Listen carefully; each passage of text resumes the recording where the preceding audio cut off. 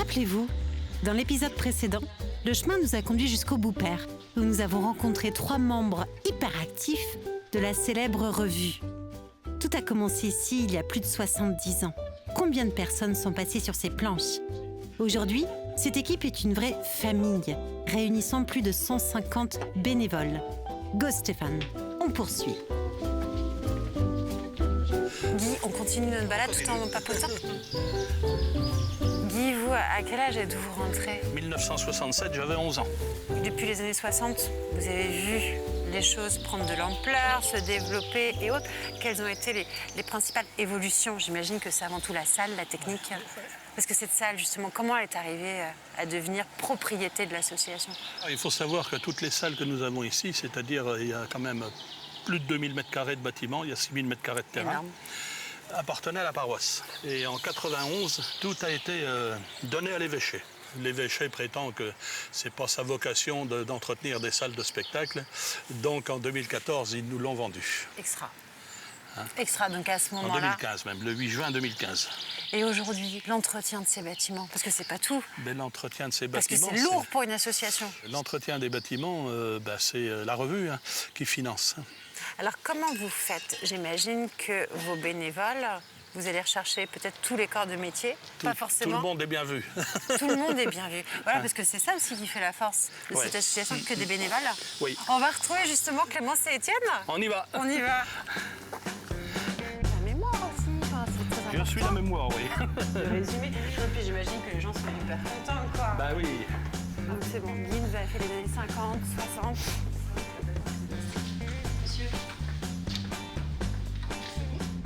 Clémence, tu es secrétaire de l'association. Et là, je crois qu'on est dans ton univers. Oui, les costumes. Pourquoi? Les costumes, parce que je suis danseuse aussi au sein de la troupe. Donc c'est là où on vient prendre toutes nos mesures pour essayer nos costumes qui serviront pour le spectacle. Génial. Tu es née au Boupère, Clémence? Oui, oui, oui. Donc finalement, cette revue, tu la connais depuis toujours. Ah oui, parce que mes parents font partie de l'association aussi, mes sœurs aussi. En fait, c'est vraiment une histoire de famille. Donc... Et ça, c'est un petit peu l'ADN finalement de cette association? Totalement. C'est-à-dire qu'on entraîne des familles entières? Beaucoup. Donc toi, finalement, ça fait 9 ans que tu as repris la danse ici. Tes collègues danseuses, j'imagine que c'est des amis? Alors j'ai 2 de mes sœurs qui sont dans... Donc j'ai ça, c'est trop plaisant de danser déjà avec mes 2 sœurs sur scène. Ouais, donc déjà sur formidable. 9 danseuses, on était 3 sœurs. Et puis après, oui, c'est des copines, c'est une grande famille. Ouais, c'est une grande famille. Ah, totalement. Donc là, on rentre dans votre univers. Oui, c'est Chacune ça. a son petit casier. C'est ça, chacune range ses costumes. Et puis c'est là où on vient changer. Alors il y a aussi tout ce qui est partie accessoires et chaussures Bien plutôt en sûr, bas. donc j'imagine qu'il faut être très bien organisé. Normalement. Ben voilà, C'est ça. j'imagine que tu recommences après ta semaine professionnelle physiquement Fatiguée. fatiguée, on est d'accord? Mais moralement, Ah bah ça requinque. C'est ça. plus. C'est ça. Mais on repense déjà au vendredi, enfin le dimanche, on n'a qu'une envie, c'est d'y revenir. Voilà, c'est d'y revenir. Ça, la semaine est un peu Et ça, longue. c'est bon signe. Puis après, j'imagine aussi, c'est tous ces moments de partage avec des gens, enfin une équipe intergénérationnelle. C'est ça. Tu nous amènes justement jusqu'à Étienne, Clémence, on te Je suit. suis.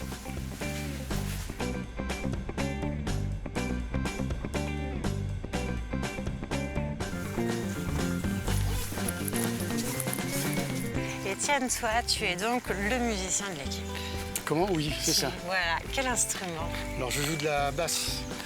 Je joue de la basse dans l'orchestre depuis une douzaine d'années, mais j'ai démarré au clavier en 97. Oh là là. Donc ça fait...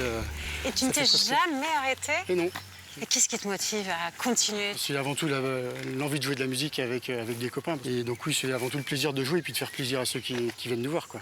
Alors l'orchestre, quand tu me parles de l'orchestre, vous êtes combien? C'est assez variable d'une année à une autre, mais globalement on est une douzaine. Étienne, en plus d'être musicien, toi tu es vice-président Oui. de l'association. C'est ça. Voilà.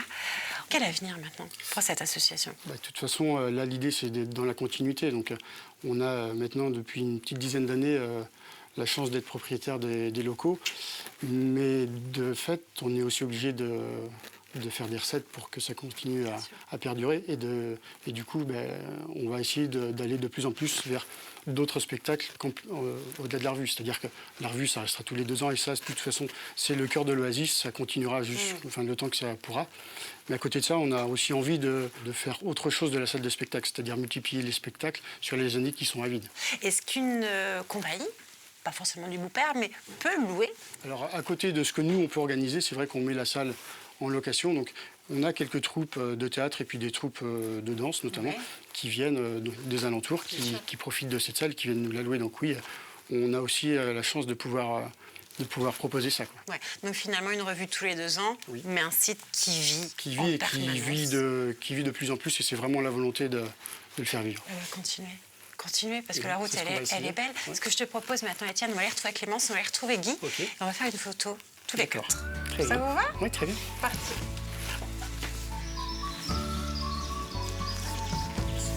Mais oui. Comme ça, on peut vous la laisser. C'est pas grand-chose, mais ça fait un petit souvenir. Je vous la remets, Guy, pour les archives de l'association. Je reprends mon sac à dos, puis je m'en vais. Merci beaucoup. Longue vie à cette revue du beau-père. L'avenir est beau, la relève est assurée. Merci pour ce travail incroyable. Merci pour toutes ces heures de bénévolat qu'on ne compte pas, mais qui sont si précieuses. Clémence, Étienne, Guy, merci. Go Stéphane. Direction le secteur du fief Milon. Que ces paysages sont beaux. On mange.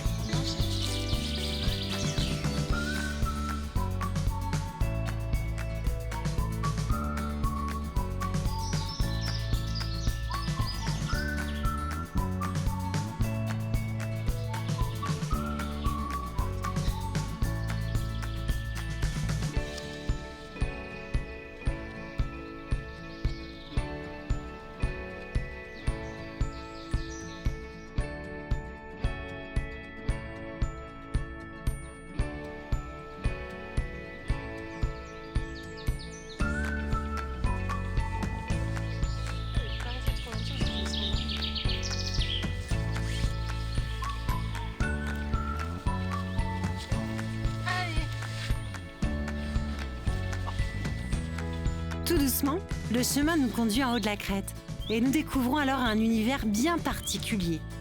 Avez-vous vu ce qui passe en arrière-plan?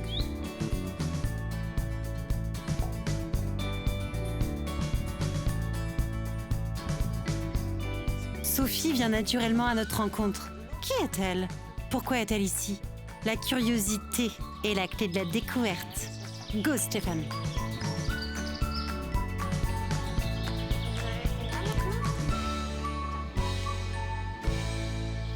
Sophie, merci de nous accueillir chez vous. C'est une ferme avec des ânes. Avec des ânes. C'est absolument génial. Voilà. C'est votre activité principale? Non, Non. ce n'est pas notre activité principale, c'est une activité en annexe. Mon mari est agriculteur, Oui. donc il a une exploitation avec des vaches à viande et des vaches à lait. Donc ça lui prend 99% de son temps. Ah ben j'imagine, oui. On est associé avec notre fils maintenant. Et moi, je suis une toute jeune retraitée. Et pourquoi les ânes? On avait été dans le Massif central, Ouais. auprès d'un lac, et il proposait des balades à dos d'âne pour les enfants. Et Et vous on avez- avait apprécié. Vous aviez apprécié parce que les qualités de l'âne, c'est... Ah, c'est super câlin, c'est très intelligent, ça a énormément d'empathie. Ça s'adapte à la personne qu'ils ont à côté d'eux. Alors ça, c'est très intéressant ce que vous dites. C'est-à-dire que lorsque vous allez recevoir des enfants ici en animation, peut-être même des personnes en situation de Voilà, handicap. ils s'adaptent. La première fois qu'on a découvert ça, c'est justement, on avait un de nos fils qui avait 2 ans quand on a eu notre première ânesse. Et cette chipie, quand c'est moi qui la promenais à la longe, elle me faisait marcher très vite. Quand c'était Gabin qui promenait l'ânesse, donc il avait 2 ans, il tenait la longe, l'ânesse, elle mettait sa tête juste au-dessus de la tête du bébé et elle marchait au pas derrière le doucement. bébé. Elle ne le bousculait pas du tout, elle savait que c'était un tout petit et que là, il fallait y aller calmement. Et la deuxième fois qu'on a eu vraiment là, un autre moment magique, en fait, la petite demoiselle, elle marchait avec un déambulateur.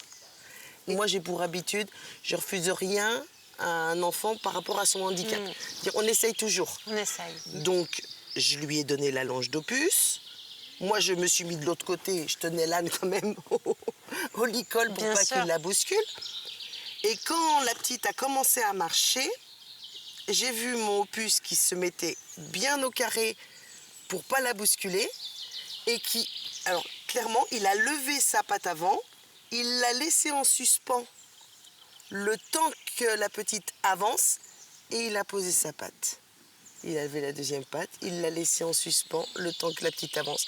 et il a posé sa patte. On a fait 5 mètres comme ça. Mais elle a conduit l'âne. Alors qu'on n'a jamais ni éduqué, ni dressé les ânes à des choses comme ça, quoi. Non. C'est vraiment, eux, ils sentent. C'est magique. Ah, vous avez dû vivre, Sophie, des moments extraordinaires. Extraordinaire. En fait. Avec ces bestioles-là, c'est... J'imagine, moi, à chaque fois, le sourire des enfants Ah, c'est magique. quand ils sont avec ces Au début, ânes. ils en veulent fait. pas monter. Mais oui, ils ont veulent peur. pas brosser, ils veulent pas monter. Puis Bien après, ils sûr. veulent plus descendre. Et voilà, c'est ça. Sophie, est-ce que vous acceptez est-ce que vous croyez, que Jackie accepterait de nous parler un petit Mais peu, bien de sûr. nous faire part de son expérience? Pas de Vous m'y problème. amenez alors? Ok.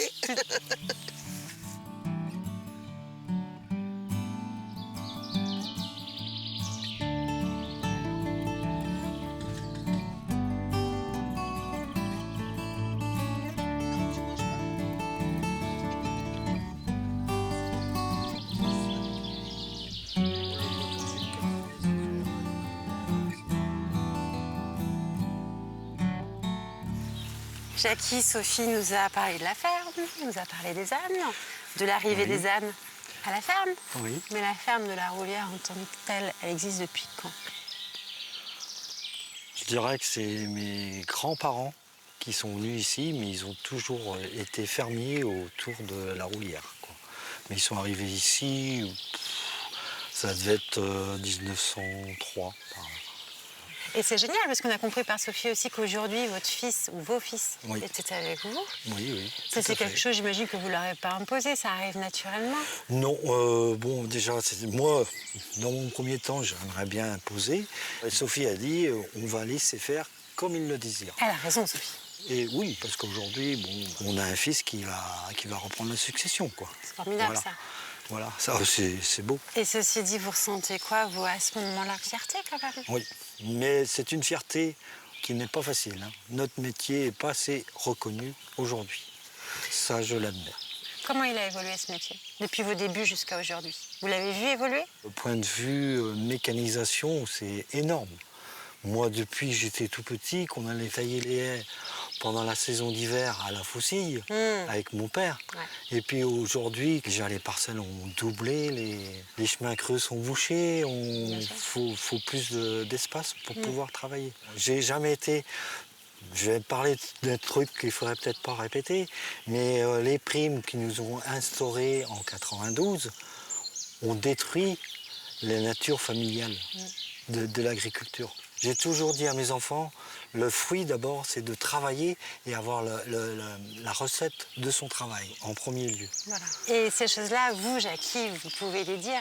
Pourquoi? Parce que là encore, vous êtes en fin de carrière, vous avez l'expérience, Oui, on a vous avez vécu. reconnu ça. Donc effectivement, ça fait partie des évolutions. Je pense aussi à une autre évolution, par exemple, votre papa travaillait ici, j'imagine que votre maman aussi. Oui, Sophie est partie travailler. oui, tout à fait. Voilà. Moi, mes grands-parents, mes deux grands-mères ont travaillé pendant la guerre. Hein, les hommes étaient partis à la Bien guerre. sûr. Et ils ont- heureusement qu'elles étaient là. Oui, ma mère avec ma grand-mère ont tenu l'exploitation pendant quand même 3 ans.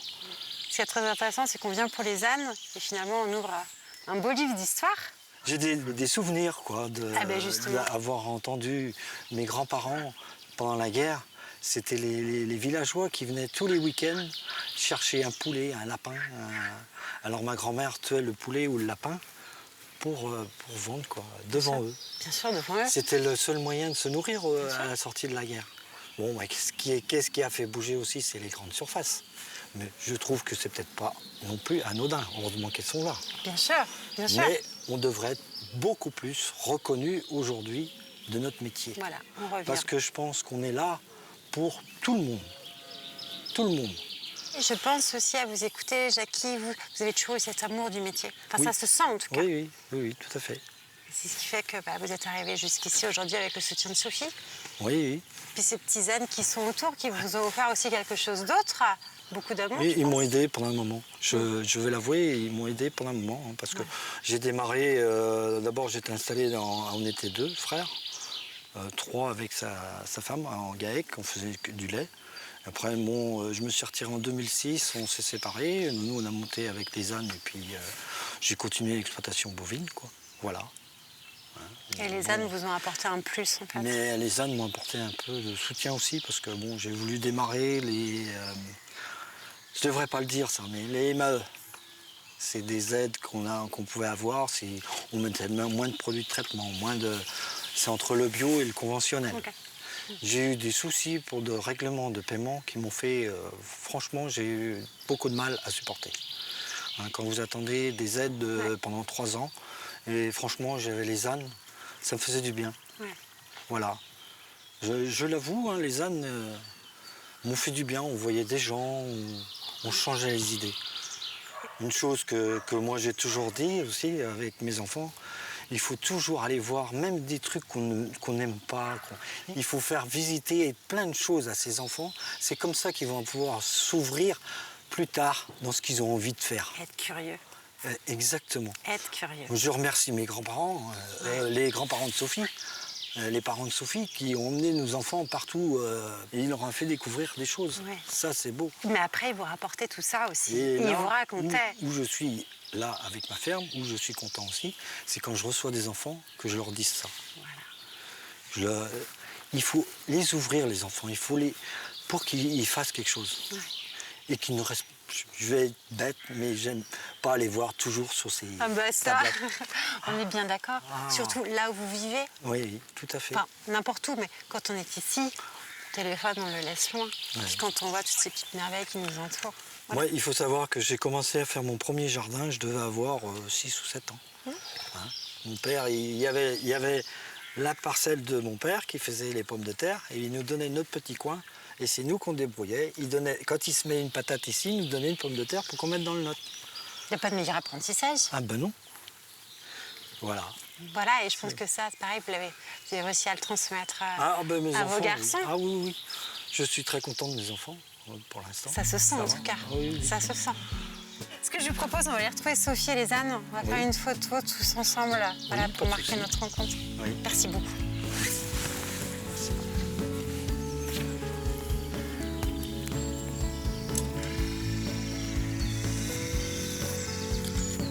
Ben, moi, vous m'avez touchée en plein cœur, en fait. Sophie Jacques. Merci. Un petit cadeau pour vous rappeler notre passage. À bientôt, j'espère. On viendra peut-être oui. voir la nouvelle génération.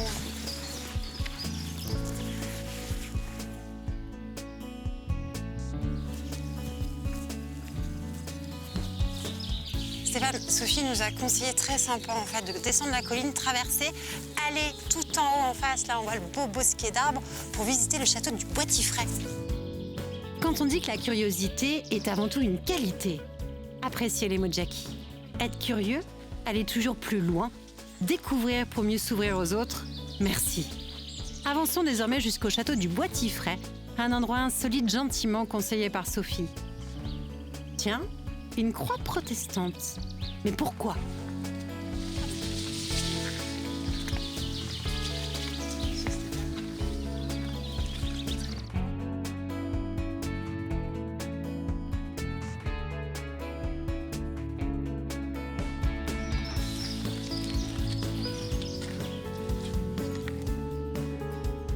Merci de nous recevoir au Boitifray, Monsieur Vatinel. Pourquoi ce musée, ici, dans ce château, en plein cœur du bocage vendéen? Le Boitifray, c'est une maison forte au Moyen-Âge. Ça existait il y a 1000 ans, qui est jumelé avec le château de la Chauvinière, qui est à 800 mètres d'ici.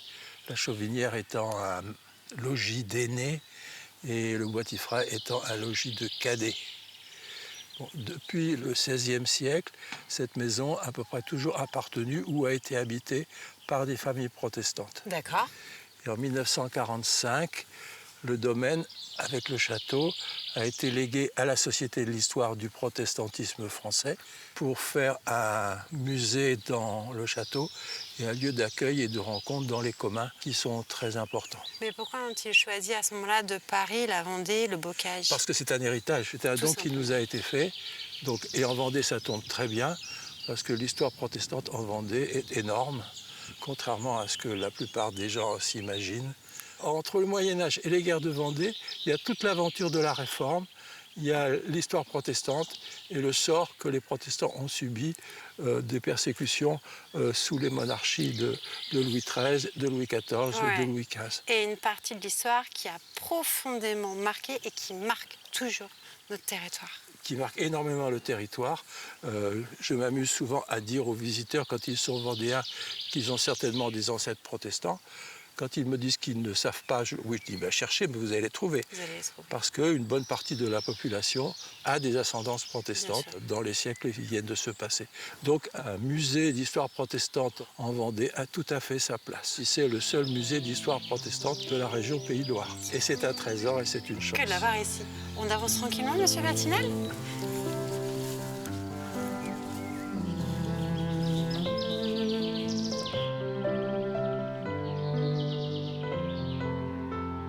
C'est harmonieux parce que c'est déséquilibré. Enfin, déséquilibré. La droite n'est pas la même chose que la gauche. Qui êtes-vous, monsieur Vatinel? Parce que vous êtes là au Bois-Tifray. Comment? Pourquoi? Je ne suis pas poitevin, je ne suis pas vendéen, mais j'ai épousé une poitevine. Alors, ceci explique pourquoi je suis ici, dans cette région. Je connais la maison depuis 1968. Je suis rentré au conseil d'administration en 1971, donc je suis une antiquité aujourd'hui. J'ai toujours pensé que ce lieu avait un potentiel immense, avec un paysage à perte de vue sans convoi de maisons, avec des arbres magnifiques et avec un château qui a beaucoup de possibilités qu'on essaye donc de mettre en valeur. Alors, qu'est-ce qui se cache à l'intérieur de ce château? Il n'y a rien qui se cache, il n'y a pas de fantômes, c'est dommage. On les a pas encore trouvés, peut-être. Encore que quelquefois, Sophie peut le dire aussi, quand on déambule dans le noir pour aller aux étages, on a l'impression d'être Belphégor. Ça fait tout à fait un décor pour film de fantômes. Il est habitant, en tout cas, ce château. Il a une âme, ça c'est évident. Ce château a une âme, et c'est le plus important pour nous de faire percevoir aux visiteurs que ce lieu a une âme, qu'il n'est pas neutre, qu'il n'est pas anonyme, qu'il y a un esprit qui y souffle. Pour nous, notre projet dans le Bois-Tifray, de le remettre dans son état du Second Empire, de le remeubler. Mais est-ce qu'à la manière d'un centre de recherche, le Bois-Tifray peut s'ouvrir aux historiens de l'histoire? Bien sûr. Alors on a aussi un centre d'histoire des familles, donc un centre de documentation, parce que l'histoire des peuples persécutés passe souvent par l'histoire des familles. Et en reconstituant les familles, on découvre les aléas de la vie des personnes, en particulier l'énorme importance de l'émigration huguenote pour raisons religieuses de toute l'histoire de l'Europe. La grande majorité des familles françaises aujourd'hui qui ont des racines protestantes ont aussi des cousins dans les autres pays d'Europe, voire dans le Nouveau Monde, bien sûr, aux États-Unis, au Canada, au Brésil. Il est passionnant ce travail de recherche, tout ce travail de recherche que vous connaissez. C'est passionnant d'arriver à convaincre les autres que c'est un chemin très prometteur. Ouais. Et puis c'est souvent aussi comme une espèce de gourmandise pour les chercheurs quand ils découvrent l'immensité non seulement de recherche mais de trouvailles, parce qu'un chercheur c'est très bien, mais un chercheur qui ne trouverait pas, ce serait un triste chercheur. Le bonheur du chercheur, c'est quand même de trouver aussi. Bien sûr, bien évidemment. Mais pas s'arrêter là. Et je pense aussi au travail de fourmi que fait Sophie, de réaliser cet inventaire. Justement, c'est le côté iceberg pour toutes les bibliothèques, pour tous les centres de recherche. C'est qu'il y a la partie émergée, ce que le public peut voir, et puis il y a tout le travail de conservation, d'acquisition, de dépouillement, de classification, de mise en communication, qui est un travail de fourmi, exactement. On va prendre quelques objets que je vais expliquer, si vous voulez bien. Bien sûr. Cet objet, il est arrivé en 2010. C'est un de mes amis qui m'a dit « Je voudrais vous offrir une huguenote ». Moi, je ne savais pas ce que c'était. Et heureusement, il y avait les jésuites. Parce que les jésuites ont fait un dictionnaire de la langue française au début du XVIIIe siècle, qui s'appelle le dictionnaire de Trévoux, qui donne une définition de la huguenote. Et avec cette casserole, on rentre dans l'histoire protestante. C'est l'invention d'une cuisson à l'étouffée, mais ça vous dit quelque chose de la situation des protestants, déjà au XVIe siècle. Exclusion, mise à l'écart, méfiance à l'égard du voisinage. On se cache. Puisqu'on se cache pour manger des choses qu'en conscience on estime pouvoir manger, mais qu'il est impossible de faire parce que les lois de l'État l'interdisent. Donc ça, c'est ce mot secret qui explique l'histoire du protestantisme du XVIe siècle jusqu'à la Révolution française, qui est une histoire de clandestinité, d'exclusion et de secret. D'autant plus passionnante à chercher. Bien sûr. Bien sûr, et tout l'intérêt de cet objet, justement. Donc cet objet, à partir d'une casserole, vous rentrez dans la grande histoire. Ouais. Donc on a un certain nombre d'ouvrages vraiment de très grande valeur, comme la Bible qui est sous la vitrine, là, au milieu du XVIe siècle. C'est une Bible imprimée à Saumur en 1615. Elle est marquée par la suie et si je vous la fais respirer, elle sent toujours le feu de bois. Rentrer dans l'histoire, s'offrir une immersion. Le château du Bois-Tifray est une véritable pépite. Notre territoire est fortement marqué par l'histoire protestante. Cet endroit est d'ailleurs le seul musée des Pays de Loire à aborder cette dimension de notre histoire régionale, mais aussi nationale.